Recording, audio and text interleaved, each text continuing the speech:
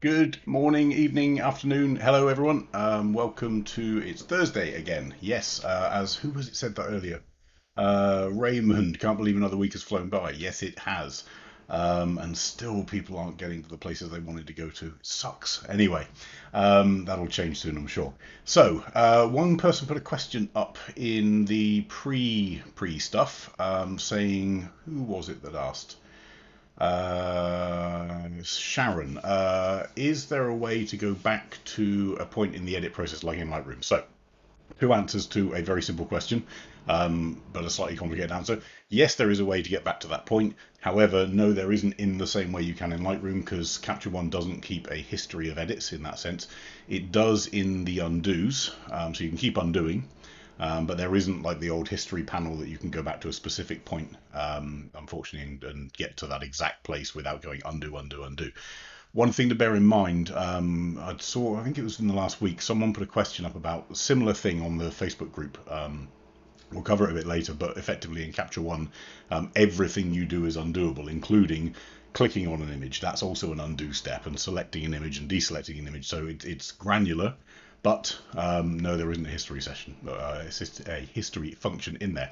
Right, that aside, that was a quick question before we even get going. So, hello everyone. We're going to spend the next hour editing in Capture One. So the Capture One version that we are using is 13.1.2, which is the same as 20.1.2. One is the code base, one is the marketing base. The marketing base will change with year. The version number, I'm reliably informed, and I have been pushing this to please get them in line, but apparently we can't. So the version number, unfortunately, will be slightly different to the actual marketing number, but version 20 is build 13 or version 13 when you go into Capture One.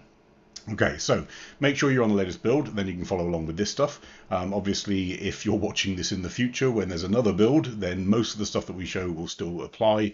There might be some little changes, and if you're on an older version, you might find that some of the stuff that we're going to show you, things like before and after tools and the healing brush, work in a different way.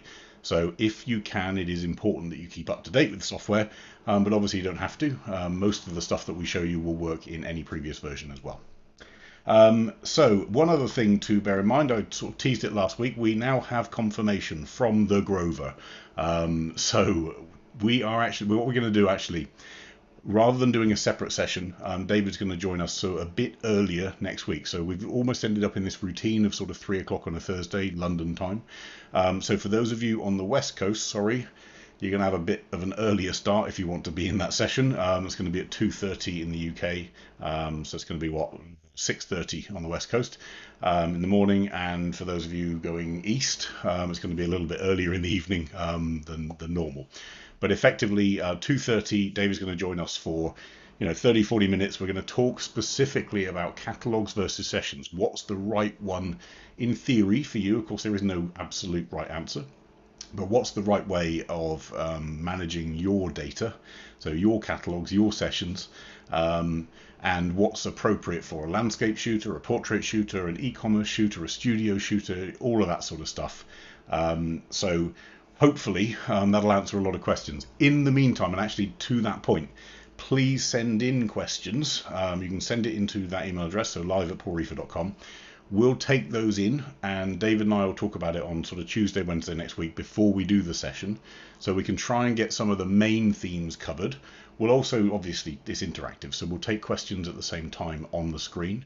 But if there are sort of themes building, then maybe we can show you what we mean. It's a lot easier if we know in advance what people are struggling with. So, catalogs versus sessions. If you've got any questions about it, email them in between now and next Tuesday. Or next Tuesday, Wednesday, we'll pick them up, and then on Thursday's session, so this session, we'll start it a bit earlier. We'll still continue on until 4 o'clock, so we'll still do the editing session afterwards, but the first half an hour or 40 minutes, David and I will present it together, and we'll cover all the catalogue and session questions that you've got.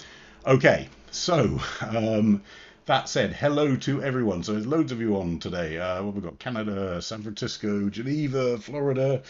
Someone said Israel. One of you's in Israel. Mallorca. Ian's still in the UK. Simon's still in the UK. Hi guys. And I have to do this because I got in trouble. My dentist followed me. So hi Matthew, sorry for not noticing that you followed us on YouTube, but there we go. So there you go. When your dentist follows you, you know you're famous. Right, let's move on. Let's get into Capture One. So here is Capture One, the standard Capture One window, and I want to cover something before we even get into editing. So I said that we'd pick up where we left off last week. We're going to do that, but before we do, I want to cover this set up here on the top left, because a few people, I've seen the same question pop up about how do I get rid of these collections, the catalog collections. Because what happens is typically people use these user collections, just like I do, to categorize their images, whether that's based on date or by, I don't know, location or event or so on. But Capture One also builds these collections for itself, and it's basically the imports list. So every time you import an image, it will keep it there. So it helps you to go back to when you imported something, just in case you've lost what folder or what collection you put it in. Well, if this is getting in the way, no, there isn't a way of deleting these. So these remain as they are. You can't do anything with them. They're automatically created, but just minimize them. There we go. Catalog collections gone. So I know there's some people that want literally, can we please get rid of that title, catalog collections? There are bigger things to worry about. Just minimize the catalog collections if this is getting in the way, because this list will continue to grow with every import that you do. So get rid of that, and then stick to your user collections if you want. So a few people late joining, like Poncho. Morning, Simon's. Oh, Simon's on Corf Mullin still. Cool. Right. Let's also just cover preferences quickly as well, because I know this can be a bit frustrating when people say about, oh, my screen's jerky, or it takes time to redraw, and we had one question today about layers and so on. This isn't a permanent thing, but in Capture One under preferences, if ever you have a problem with speed or drawing or refresh rates or something like that, there are two things typically that we always want you to look at. The first is under, image, which is your preview size. Now, if you've got a machine which is running a full HD screen, you probably only need 2560 as a preview size. Retina screens might need a little bit more if you want to save some time on redraws, but effectively, as far as Capture One is concerned, even if it's a Retina screen, it's still producing a 2560 picture. So if you've got a real issue with speed, consider dropping your preview size. You might have it set too high. Equally, it can also be in effect if you have it set too low, because it means it's got to redraw everything the second you go in more than the preview. So keep an eye on your preview size. That's number one to have a look at. The second, and this is for troubleshooting, go to your hardware acceleration. So if you have a problem with redraws or time it takes to react, or the other one as well is mask. When you draw a mask, if it doesn't quite keep up with you, there are lots of people with very, very, very good graphics cards out there that actually choose to turn these off. And you can do if you want to. And if your computer runs faster without hardware acceleration, then turn it off. Yes, it's a little bit upsetting because you've spent the money on a graphics card and it's not going to use it. But at the end of the day, you just want your system to work as fast as it can. Capture One is compatible with most hardware acceleration cards that are out there today, but every now and then it can have a bit of a conflict. So consider trying it with both of them disabled effectively. Have a little play, see if that speeds up. Okay, if it does, now turn on display. And let's have a look at whether or not that has an effect. Does it speed up? Does it slow down? No, okay, it still keeps nice and fast. Now turn on processing. Does that slow down? Yes, it does. Okay, so my future recipe will leave it on for display and leave it off for processing, for example. But play with these before you even get to the support thing, because I know it can be frustrating. Sometimes you get the note from the support guys saying, well, can you disable your graphics acceleration? It almost feels like a stock answer. It's a stock answer because it's a good way of working out what's going on. So number one, catalog collection, If they get in the way, just hide the box. Gone. There we go. Not in the way anymore. Number two, if you've got speed issues with Capture One, one of the first things to look at is your preview size. Second thing, look at turning off your hardware acceleration just to test. It doesn't mean you're never going to turn it on again, but just to see and whether we can discount that as a bit of an issue. So questions on that one already. Yeah, Sharon said the imports annoy me sometimes. But yeah, so there are bigger things to worry about, exactly as you say. So it's a good thing. If that's the only thing that bugs you, it's just a little arrow, don't worry about it. So Vadim's just said if you're using two monitors, one ISO and one Apple XDR. So I have an XDR monitor. My preview size is set to 5120, but I have it set at its max resolution, and it's fine. If I saw it slowing down, then I might try and reduce it. On a 4K ISO monitor, I potentially set it to 3840. Give that a go. If you're more or less than that, then unfortunately some of this stuff is tweaking and playing for your particular system. I know on my system this works fine, but on yours it may be different. Okay, so let's have another little look at, and I promise we'd come back to this one, this image from Serge last week. So, oh man. This one, for those of you that are in the Facebook group, we covered this in a bit of a follow-up chat very quickly afterwards. So we had a bit of a little think. I also spoke to David about this is a bit of a mess. So let's just recap where the issue was. I'm very happy with the toning and everything of this picture. So this is the original picture, and this is the black and white version. We're going to do some more black and white stuff today as well. It's got a bit more depth to it. It's a bit more punchy, a bit more city-like, a bit more urban. Great, but Serge says sorry for the headaches. It's not a headache. It was actually good. It was good to actually play around with it a little bit. So there is one question I have which I'm confused by, which is this image is set at 90 millimeters. Typically, you wouldn't see that level of distortion on a 90 millimeter lens. And I remember that it didn't have the lens profile loaded in here, even though it's a EOS RF 24 to 240. It concerns me that it's got distortion to that level at 90 millimeters. So what we've got to the point of is out of the camera, yes, there's this bend. Absolutely there is. And out of the camera, let's move our so we're on a generic profile because we haven't got the lens profile loaded in. Let's just look at distortion. So in fact, to do this, let's just make things really easy. I'm going to just go to my grid and let's set a, yeah, that'll do, 6x4 grid. So we can see this line here, and we can see this building, which is straight, I am assured. But you see it gets wider down here, and then it sort of bends in a little bit, and then it comes out again at the top. Same over here, this one sort of bends out here. So if I put distortion correction up to its maximum, now remember the generic lens is designed for generic lenses by name. It's designed to effectively pinch the image, in other words, make the part in the middle smaller and stretch the outside. And some of that comes from, in case you've got a wide angle lens, typically distortion happens at wide angles rather than at long focal lengths. So it's designed to correct some of that and pull it out. But that's for barrel distortion, which is great, but that doesn't help with when you've got a pincushion effect, which is this. So effectively, we need to get less of this, not more of it. So if I do my distortion all the way down, there we go, keep going down to 0, and it stops. I can't go any further. And that was where we got to last week. So the problem is we want this distortion to not be that way, the distortion correction. We want it to go the other way. Good news. So the guys at Capture One, and I've never used this before, so learning point for me. Thank you, Serge. So the guys at Capture One have put in a generic Pincushion Distortion profile. Different. And it sits under here if you want to find it, in case it doesn't come up recommended. Normally Capture One will recommend a lens. If it can't find your lens, it will recommend the generic ones.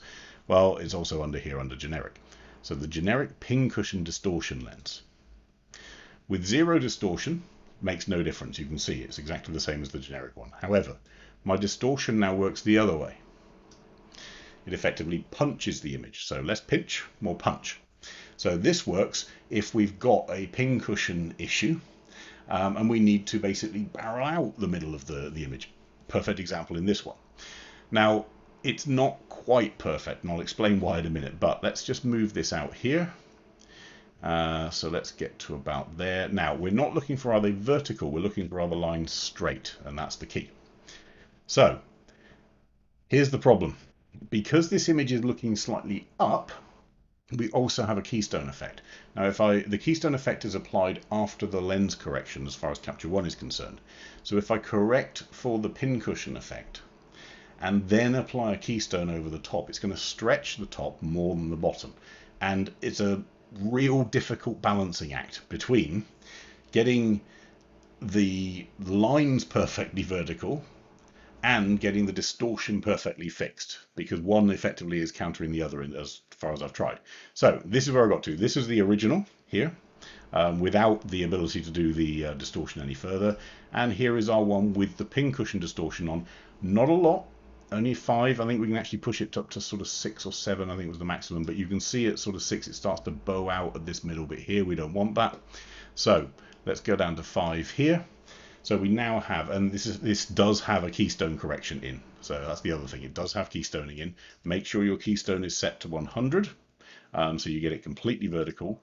But we go from here with the generic profile with as far left as we can go. The only way we can go with generic is to make it worse, effectively. In fact, what it does actually is it gets to sort of here, which is natural, and then starts the process of bowing it out correctly, and then stops. We get down to 0. Whereas on our Pincushion one, we've got the ability to push it a long, long way. It works in reverse, effectively. So we now have straight buildings, keystone corrected, with a cool city and urban feel to them with the black and white. Just as a bit of a recap from where we got last time, this is a color image that I converted. Just turn that off for later. So there's our color image. Converted to black and white, but instead of just a generic conversion of just desaturate everything, which is effectively what this slider does, we've tweaked the channels. So we've made the blue channel, in other words, the sky, darker. We've made the cyan channel, which is also the sky, but also this building. This red channel here for this building, we've left as it is. I can pick this up, make it brighter, make it darker. So the advantage of the black and white conversion tool in Capture One is we can choose those different color channels and identify them and make them pop in their own right. It's especially good with sky, so we can make the blue sky nice and dark as a contrast. So color conversion, keystone correction, but all of that on top of a different lens profile that I've never used before. So there we go. So if you find that your lens profile is not loaded in, because remember, if the lens profile is loaded in, it should be right. But if it's not loaded in and you get to the point where you can't correct any distortion anymore, have a look for the Pincushion one, because it might be that it needs to go the other way rather than the normal way of stretching the edges effectively. Cool. There we go. Promised we'd cover it. We did. Yay. So let's move on. So well done, Serge. You actually got something in there that it took a little while to get the answer to, but there you go. You spanned 2 episodes. New achievement. So one other question, where are we? Can you simulate an infrared shot with the black and white conversion sliders? Could you simulate? By simulate it, probably no. You could probably get an effect that's close to it, but it's not going to be the same as an infrared conversion, effectively. Not quite the same thing. You could get this. You could get roughly the same feeling. It's not going to be quite the extremes that you get with infrared. You'd have to use some other tools like contrast and stuff to do that as well. So she said, I've never seen the distortions until you point them out. To be fair, I didn't really notice it last week until we started playing, and then all of a sudden, the problem with distortion is once you do see it, you will never be able to look at that picture without looking at this bend and this bend here. The second you see it corrected, it's like, oh, okay, yeah, the other one is wrong. There we go. Right, one other one, just quickly from the Facebook group. I just wanted to cover this because this is about white balance. And what you'll see is on a lot of the images that we edit, one of the first things I'll head to after the lens corrections is white balance. There's a reason for that. So effectively, in my eye, and again, this is opinion rather than fact, this isn't the reference guide to Capture One, white balance sets the mood for the image. Of course, in black and white, it's a slightly different scenario, but actually in black and white, if you're doing a conversion from color, white balance still changes things because that conversion is dependent on the original color of the image. So if you shift the colors from blue to yellow and so on, then play with those sliders, and your black and white conversion is going to change based on your white balance in a black and white image.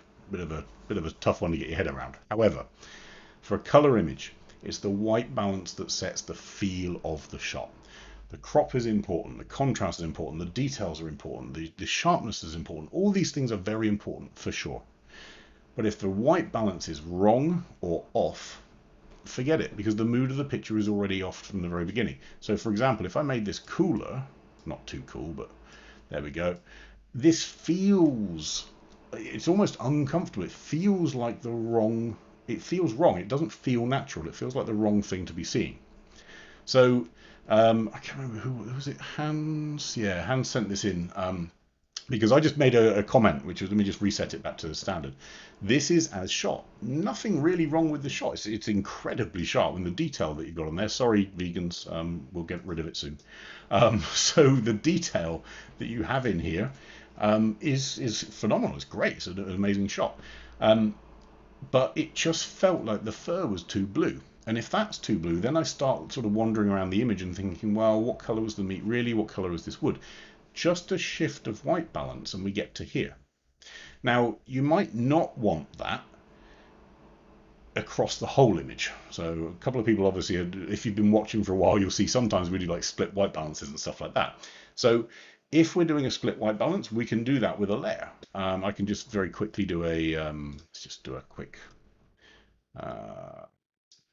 bigger brush, and let's just do it a bit softer there.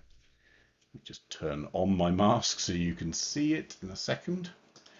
So I'm just going to pull this down here. I want more down here because effectively that white balance might have turned a couple of things slightly to green, maybe. We'll have a little play. Okay, so there's my rough mask. You can see it was very rough. On top of that, with that mask, I can now cool down this outside white balance. So I can do it too much, obviously, but I can cool it down to maybe there. And maybe that's a better effect than warming up the whole image. But the key is, what we're looking for is, what are the things that a human eye is going to see as natural or not? If it's a piece of urban architecture at night with all the lights going on and stuff like that, our eyes don't know what color things should be. So you've got a lot more latitude to get away with stuff. If it's a tiger's fur, we typically know that it's sort of a creamy white sort of color.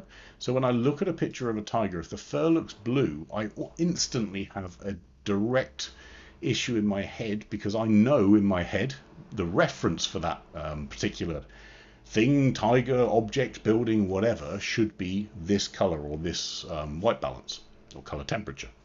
So what we're looking at in the image is go for the things that should be correct. Get those corrected. The other stuff, if you want to play around with it a little bit, then fine. But a tiger with blue fur just feels wrong. And there's nothing wrong with the original shot, just so we're clear. It's shot in the shade. So the camera has recognized it's in the shade. It's tried to do some changes to the white balance, but it hasn't quite got it. If I change this to, say, in shade here, you'd see it goes way too warm. So I've done it manually, and all I did was picked on this picker down here and said, that fur there should be white. Or neutral, more importantly. And then with this one, we've just built a second layer around the outside just to cool down the rest of the white balance and the rest of the image, so we keep it natural on the tiger and the rest of it can move around. Okay, so quick little questions here. So can we briefly explain how the color conversion works with a true monochrome? So if it's true monochrome and it's only sending monochrome data, the color conversion doesn't play any effect, to my knowledge. I'm happy to be corrected on that, but I think if the data coming in is solid monochrome, it doesn't have any channels to be able to make that change anyway, so it won't do the conversion. It will just play with contrast instead. So Sharon, here's what to do to solve it. I know, but here's the problem with it. Sorry. Yes. So general rule in all these things. In a perfect world, we wouldn't touch any of these sliders. We wouldn't touch any of these functions. We wouldn't play with any photograph because everything that we capture would exactly match our eyes. What you've got to bear in mind is the human eye at any one point in time is it's ignoring stuff that's wrong. So it's ignoring the fact that the color of that shade over there is blue. It's ignoring the fact that the sun is actually blown out. What happens is we squint and we accommodate for it.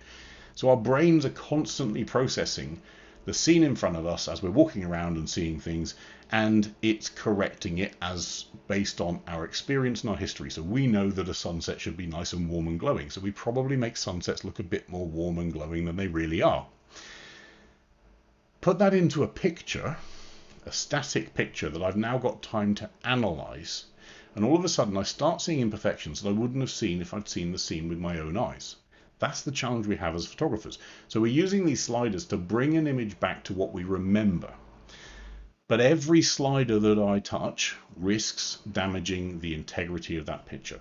So the key with all of this is use as little in terms of changes and sliders and tools as possible to get the job done, to get it back to how you remember and back to how you want the image to be portrayed. Don't use one more slider than you need, because every single thing that I do in here, we call it non-destructive editing. The reason it's non-destructive is because we can undo it, not because it doesn't destroy. Every slider changes data, and it's changing it from what was there, what was recorded. So be careful with the sliders. Use as little sliders as you possibly can. However, use the right ones to be able to get things looking like you wanted them to. Okay, so where was the other question?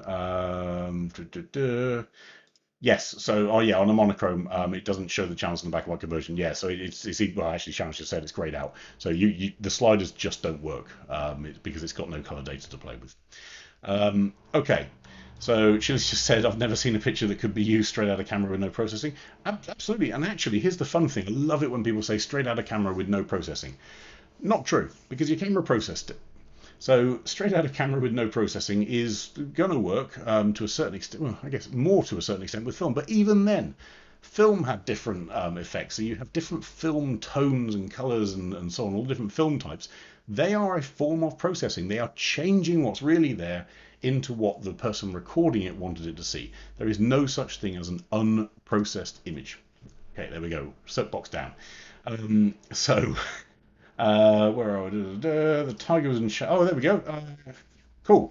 Good. And answer from the horse's mouth. There we go. So this image, the tiger was in shadow along with the vegetation. What's the correct color grading for the fur? Oh, sorry. If the I thought it was you that shot it. No, it wasn't. It's Hans that shot it. So, if the tiger was in shadow along with the vegetation, what's the correct color grading for the fur? I would still say the fur should be neutral. Because that's how we would have remembered it with our eyes. Remember, your eyes are automatically adjusting for white balance all the time. You might find, this is where the difficulty comes, you might find that if you correct this that was in the shade, you end up making the background too warm, like this, and that's why effectively we've added a second layer. So you've got the layer for the background for our subject, and then I've added a separate layer just to cool down the stuff that's going to end up a bit too warm as a result of warming up for the subject rather than the background. Okay, there we go. JD just said, unprocessed image, please tell that to the film purists. I often do, and they don't like it. But the answer is, the second something goes through a process, I love it. What's the phrase that we use to develop a film? It's called film processing. So depending on the chemicals you use, depending on the paper that you use, depending on the film that you shot with, that's a form of processing. So whenever anyone says it's a non-processed image or a completely pure, raw, out of camera, no such thing. Try it. Okay, let's move on. So Pablo's just said, unless you got a photo of a tiger dancing beneath a neon light in the middle of the city, yeah. Then if you do, you can do whatever you like. I'd love to see it as well. Please send that in, Pablo, if you can get one. Okay, moving on. So Brian's shot. So lovely shot, perfect symmetry. Love this. I'm going to show you guys a really cool trick here with the color editor, which is rather useful for this particular style of image. So I sent in 4 images, which is kind of useful to see. So you can actually see the progression of the sun as it made it. I've selected this one to edit. There's nothing wrong with these other pictures. There's a beautiful scene, wonderful scene, but this one just adds something with that sun flare. And to me, this one is too much. There's just too much flare, and as a result, the automatic gunk that comes with a flare. So, the lens spots and some of the imperfections, whatever, in the glass, you're going to see all of that. So my gut feel is to stick with this one, which is a nice compromise where we've got a lens flare, but it's not overpowering in the image, and we've still got this as the subject. Okay, so with that done, first thing, let's go into our lens profile. It's loaded in the profile, so Canon RF lens. At f8, there's probably not much diffraction to worry about. Let's have a little look. We've got a little bit of an issue out here with some of this stuff being not quite on sharpness. Worry up here. This side seems a bit better. Let's just turn our diffraction correction on. Yeah, it might be a little bit better there. I don't know whether that's a little bit maybe of shutter wobble or something like that. Oh, no, it wouldn't be. It's mirrorless. Interesting. It's just a bit strange seeing that out there. Anyway, let's come back out. I'm being very unfair. I'm at 200%, so let's keep it at 100% and be fair to it. Okay, we can do a little bit of sharpness fall off. So remember, we've often stayed away from that, but in this case, you can see I'm happy with the sharpness out here, but out here it starts to soften off. So I'm going to load in a bit of sharpness fall off, which has the effect of sharpening the outer edge without affecting the center of the image. So it's like a sharpening vignette, effectively. Okay, with that done, I'm going to do exactly what I just preached, which is, oh, I was playing. Let's get rid of that.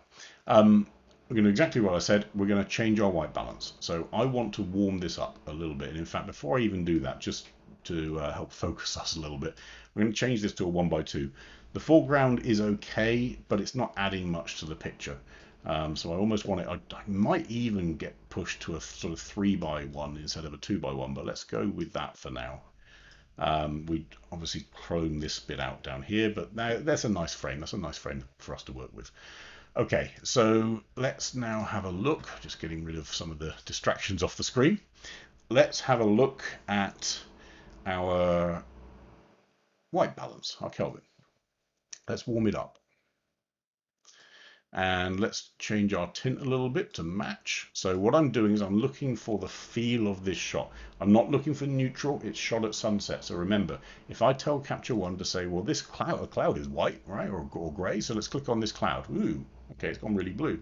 The reason is because it's trying to make something that was relatively golden with this reflective light become neutral, become white or gray.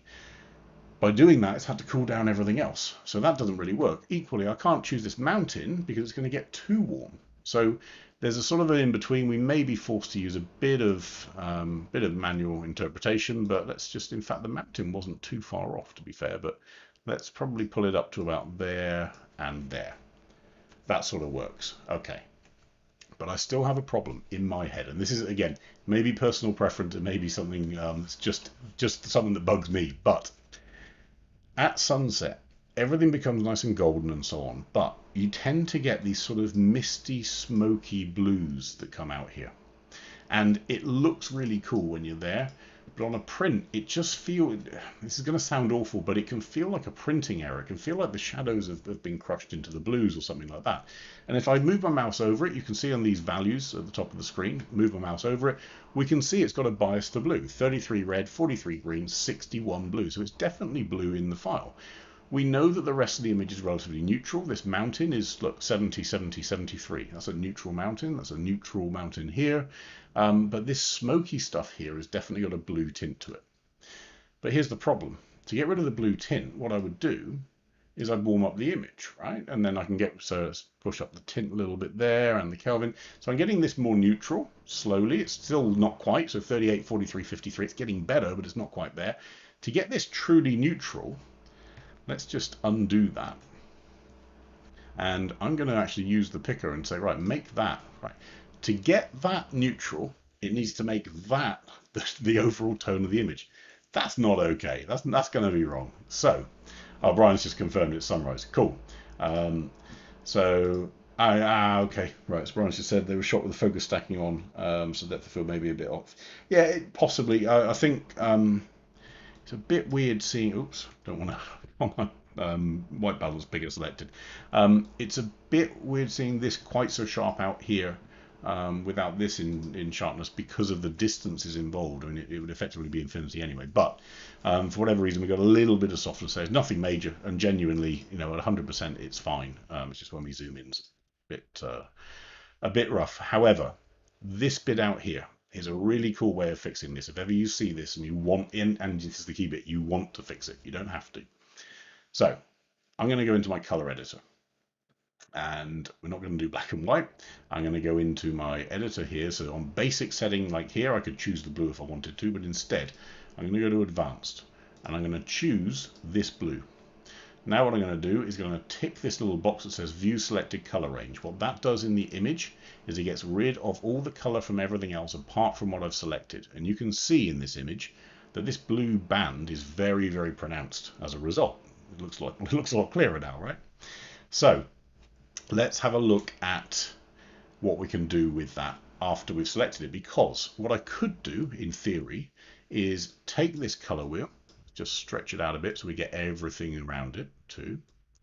And with that color wheel, I could, I don't know, change the hue. So we can make it a bit more pink, or we can make it a bit more green, or actually quite limited there.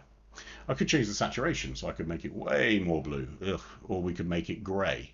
But if I make it gray, it doesn't quite work because I've now got this flat area of the image rather than the warm area of the image, which I want.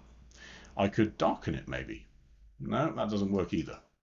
So I'm limited now in what I can do with the color editor. So even though it's great for isolating this particular color, it's not great for all of the tricks that I could do with that area. But I showed a couple of weeks ago, I showed you this for selective color. We can do a little trick. Click on these three dots at the top of the color editor. Create mask layer from selection. Okay.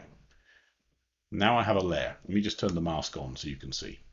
Now with that layer, it's also picked up some of this stuff and picked up some of that. The blue in the sky, obviously. Well, that's easy to fix. Let's just go to our eraser. And let me just make sure it's at 100% just to get rid of it. And we're going to get rid of this stuff up here and this stuff up here. Now there's a second problem, which is any edits that I make, I want to be smooth and I want them to blend in to the rest of it. But actually, look, there's quite a harsh line around this, and that's going to not look too good. So instead, right click on the mask, refine mask. And now I can use radius just like I can with the Luma range. So you know in the Luma range we can choose how softly it applies some of this stuff. So I can now enhance the radius of the mask, and because Capture One on its refine tool is actually quite smart, it's going to use some of the mountain shapes to do it really nicely. So hit apply. Let's have a look now. So I've now got a nice soft mask that was from the selection of the blue tones that came from the color editor, but I'm no longer using the color editor. The color editor now has, there is no color selected. Instead, with this layer here, so I can say blue mist, with that layer, I can now go into my white balance, and just with that layer, which is now just the blue parts of that mountain, I'm going to do it to an extreme, but I can change the white balance of that part of the image. So this becomes really, really powerful because that's as the image is, but I just wanted to bring up the warmth of this area here without affecting the sky, without affecting any other part of it. So I can increase the warmth of the Kelvin, I can increase our tint a little bit, maybe not too much because we don't want it to go pink, and we can effectively neutralize some of that white balance issue, the blue. And it's not actually a white balance issue in that sense, it's just a case of it's cooler, air cooler mist going across. And I can change the tone of that part. So here's before and here's after, and we've got complete control over how much we want to adjust. So general rule, if you want to affect an area of the image separately and it's based on its brightness, you can use a Luma mask to do that, or a Luma range. If you want to affect an area of the image separately that's based on an edge, well, we can use an advanced or an auto mask to do that. If I want to affect an area of the image based on its color, I can choose that color in the color editor tool. Make sure you're on the advanced tab to do it. So make your selection, broaden it, change it, and so on. And from that, create a mask layer from that selection. From that point, you now have a layer with that color selection, with whatever you dialed into the color editor, that you can do anything with, not just edit the color. So you haven't just been limited to smoothness, hue, saturation, and lightness. You can take that color mask and you can now apply anything you want to it in any of the other tools, just like any other mask layer. And if we want to get rid of a part of it, of course, we can just go to our eraser and say, not there, thank you. And that's it, done. Easy, huh? Right. A couple of questions I think that have come up. So Chili said, I've never seen more of that still. Here's one thing for people. I see every now and then photographers trying to do long exposure shots of still water. Still water's still moving to a certain extent. Every now and then you do see an immaculately still lake or something. But for instance here, there's still sort of ripples around here on this mountain. If I just switch to here, you can see there, there's still ripples here. The longer my exposure on a still lake, the more murky and the more milky the water's going to look, and the more milky the reflection is going to be. So if you want a genuine still image, A faster shutter speed is going to deliver you that better than a longer shutter speed when the water is still. There we go. Carl, talking about Windows 10, I'm not sure exactly what you mean because I haven't picked up the other bit, but hopefully you've sorted yourself out between you and Sharon. Okay, so that's it. Paul mentioned about current version. Okay, right. So yeah, please, please, please keep your software up to date. 13.1.1 had a couple of bug fixes. 13.1.2 had some even more bug fixes in, but also some UI improvements and stuff like that. So please, if you can, keep up to date as much as you can. Okay, rest of this shot, there are a couple of things we can do. So we could pull up our shadows a touch, but if I pull up my shadows, I'm going to get this bit here, and I don't want that. I want the darkest parts of the image to come up. So they sit in the black slider. So make sure, oops, sorry, I'm on the blue mist layer as well. Make sure you're on the right layer for a start. But shadows is going to pull everything up, including here. I don't want that. I just want to pull up these. So I'm going to pull up my black slider, which is going to pull up some of the detail here. But I also need to fix some of this, so I don't want all of that coming up. I'm going to pull up a bit of clarity just to get a bit of punch in there. With this one with the blue mist, I am going to desaturate it a little as well. Because I've got that mask now, I've got the flexibility to do whatever I want with that section. So I can desaturate and I can reduce our brightness of that section too. That's looking nice now. Okay, back to our background layer. Keep an eye on which layer you're on. We might want to get rid of a couple of these lens spots. So I'm going to go up to my healing brush tool rather than the clone one, so healing mask. And because I don't have a healing layer already selected on the left hand side, I'm going to make sure my opacity is 100. So with it not selected, it's going to instantly create a new heal layer for me. And I'm just going to draw that in there. Don't take it from there. We're going to move the origin to where to take it from. So take it from, no, not there. Let's try there. That's looking better. Okay, this little spot here, let's get rid of this one. So it should choose a new origin. That's done pretty good. This one here is a bit more of a challenge. So I'm going to move the origin to be on the same line as the lens flare. So that it should know to copy some of it down. It hasn't quite got it, so let's just have a little look a bit closer. So maybe, just maybe, we need to be a little bit smaller in our selection. So let's just make a smaller one there. Oops, I'm on the wrong layer. I'm on my blue, on my heal layer. Let's go and make a much smaller cut there.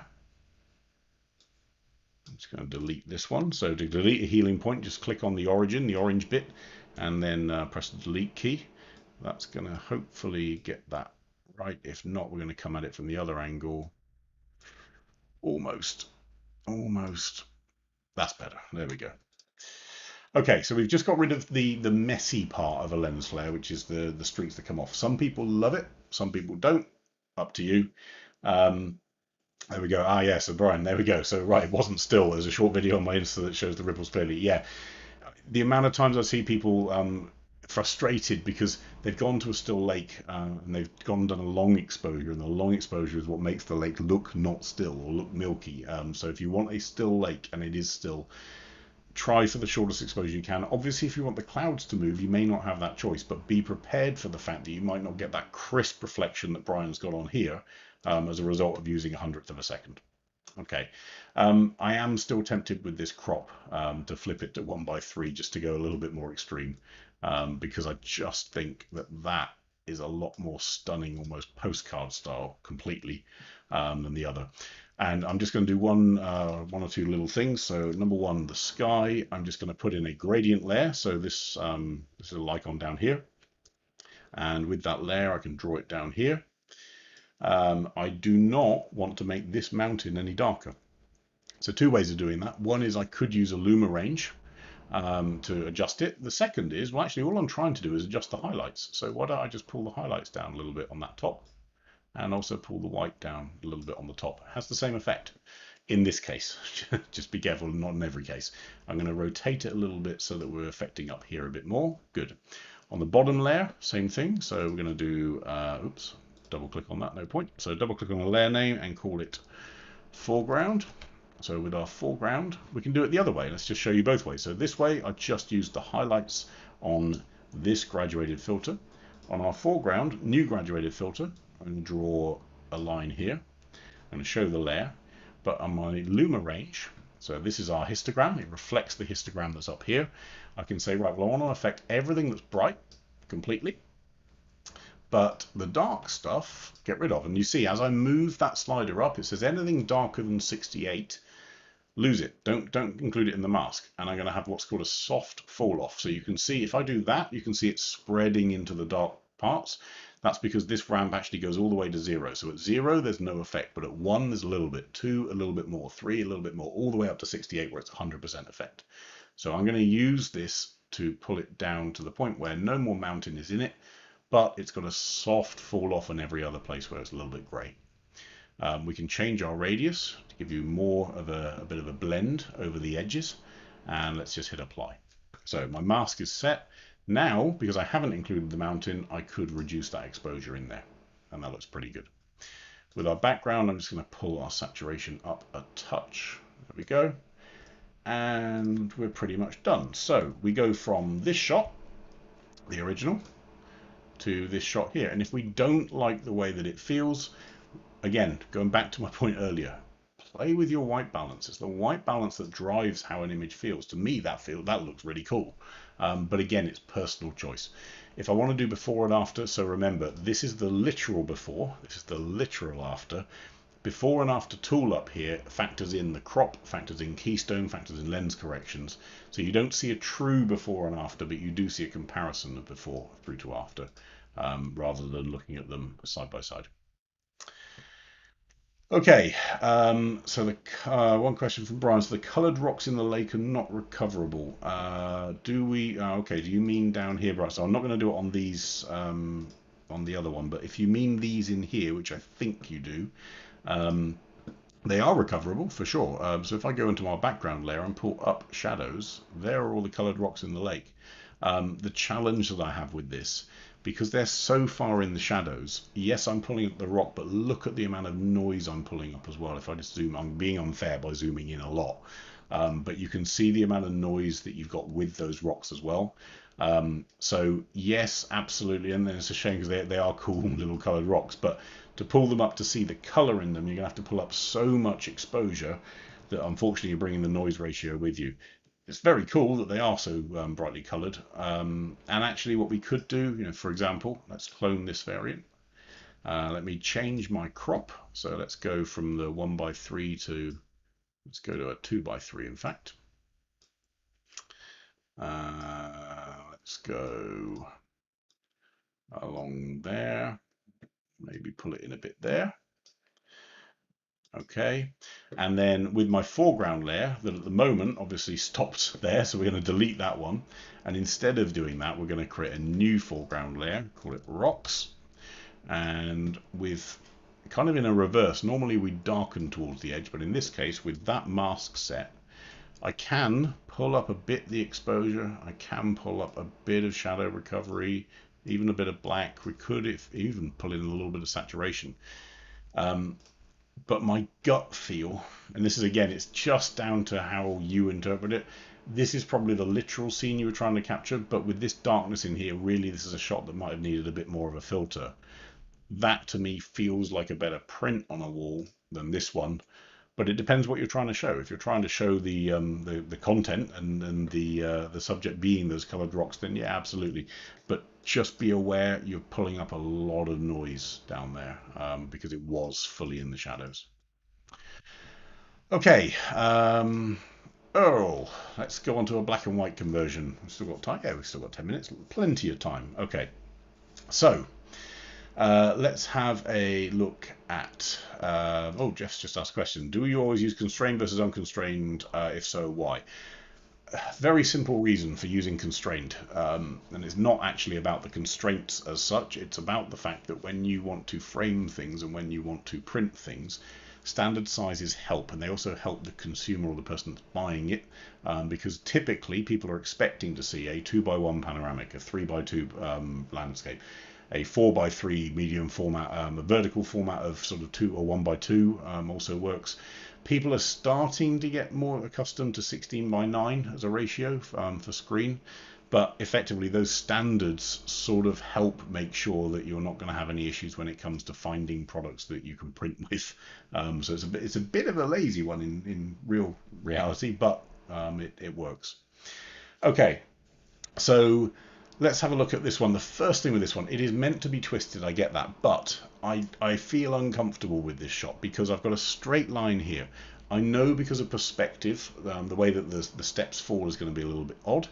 However, this bit here makes me uncomfortable because the right hand side is leaning, the left hand side is not. So first thing, let's just look. We've got a manufacturer profile in there. I'm going to turn on Chromatic Aberration. We're at F1 apparently.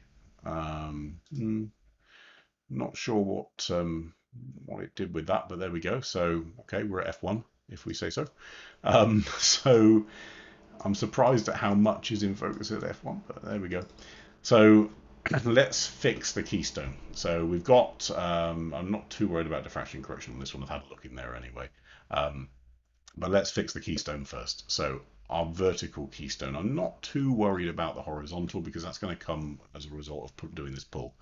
And I can use this window line and that step as my vertical line on this side. So let's draw our line.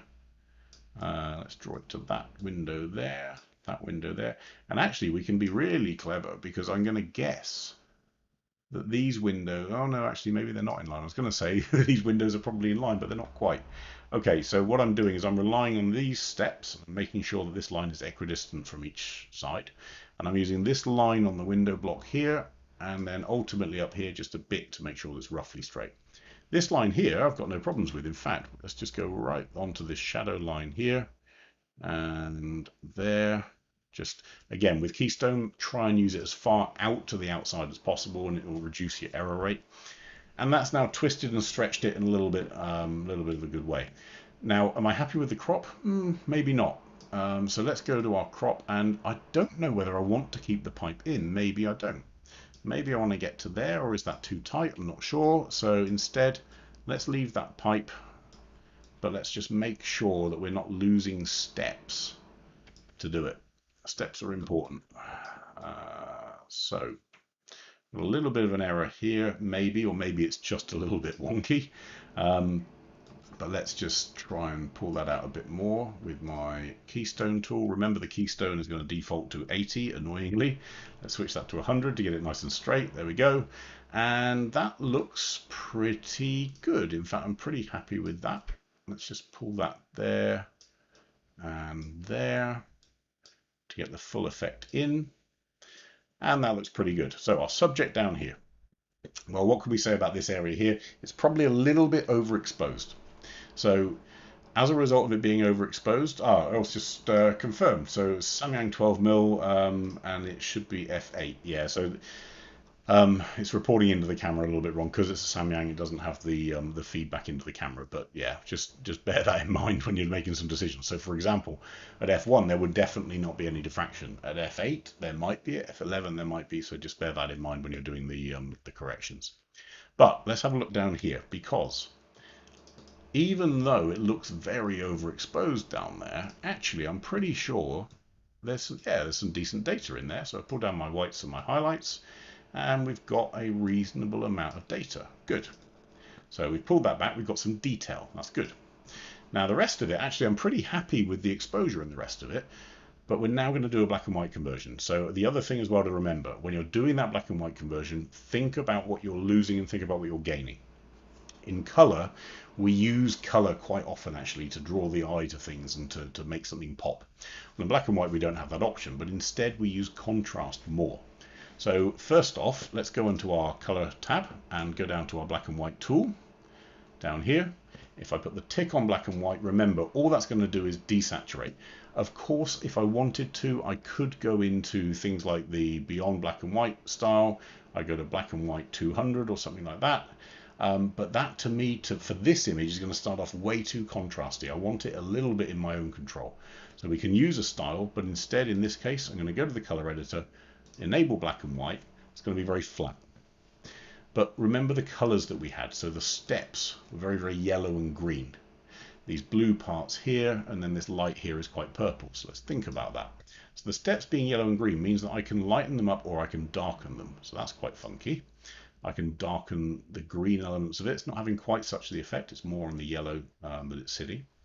The purple, the magenta, well, that's not actually having much of an effect either. So even though this bit down here looked magenta, actually it's possibly in the reds, or it's just too neutral. So it may just be neutral. So with our reds, I can pull down that shadow block, and this bit down here, it's looking pretty good. Blues, we could pull up. So remember on the original image, we've got these blue blocks here and here. So we can decide to make those lighter, or we can make them darker. Interesting darker, it's kind of cool. And I'm just tweaking these values just to play with the interpretation that's come out of the black and white conversion. So rather than it just being a desaturate, then you can manage it. So I also said as well, you can go to the Fujifilm simulations, absolutely. So if you go into your original profile for your pull in here, under the film curve, not in this one, but in other Fujifilm RAW files, it will pull in a film simulation curve that you can then use as well. And they're effectively presets in the same way that the styles are for Capture One. But in this case, I'm done here with the black and white editor. I'm happy with the different tones of the different color ranges. Now I want to play with detail. So with black and white, we've lost the color ranges. We want to bring back contrast. We want to bring back detail. So clarity is your friend here because, well, let's do it too much to show you. If I push it too far, it goes horrible, but it does pull out all the grit in stuff. And if I do it negative, you see how soft everything goes. So let's just go down to here and pull up our clarity slider. And you see how things just get a bit grittier, a little bit more detailed.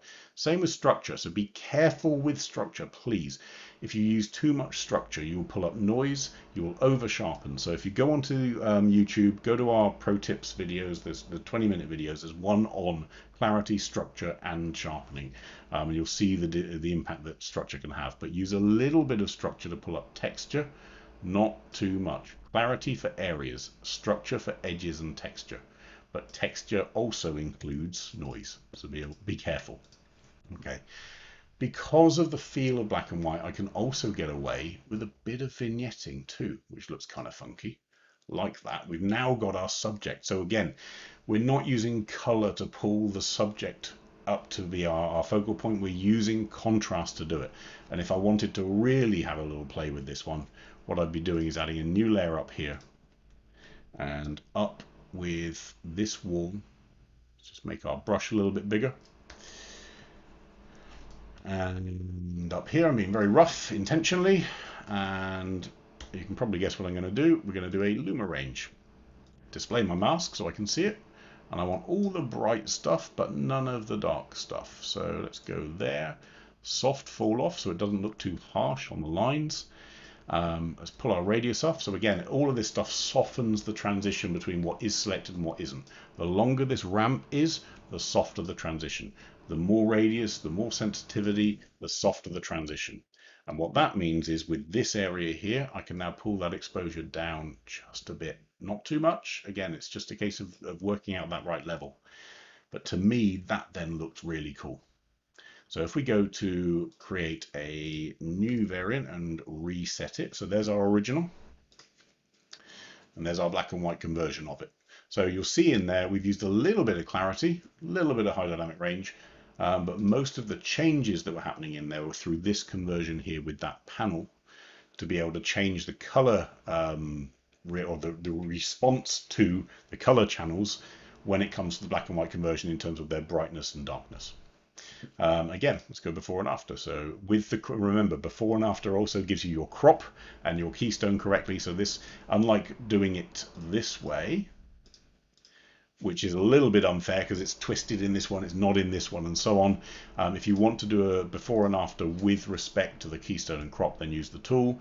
There's our before, there's our after. And ironically, even though she's bathed in light in that one and obviously very different, she stands out a lot more as the subject in the black and white conversion, so that's what I'd stick with.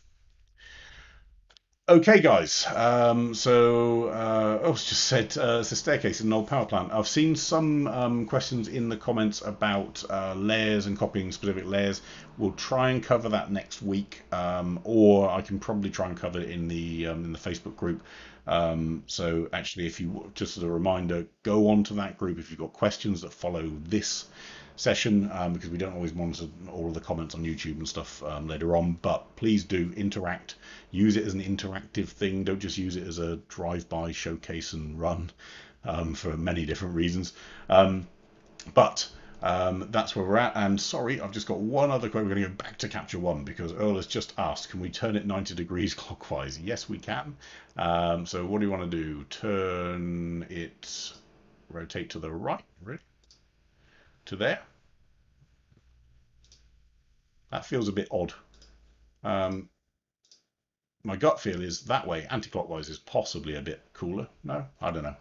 Um, your decision. Oh, I'll send you the raw so you can play with it later on. Okay. So yes, please use the Facebook group, use the resources that are available to you. Also remember you've got things like those YouTube pro tips, which are the 20-minute sessions and so on.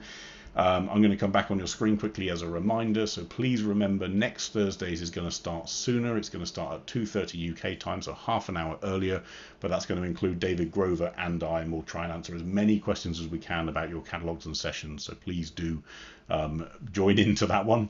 And that's about it for this week. So yeah, in the meantime, make sure you send in new raw files, please. Raw files, not JPEGs and TIFF files. Please tell us your name as well. Otherwise, it's a bit weird when I say this is from abc123@hotmail.com. And in the meantime, stay safe. Hopefully, some of you are getting out and traveling and all that sort of stuff. And we will catch you next Thursday at 2:30 with David. Cheers, everyone. Bye.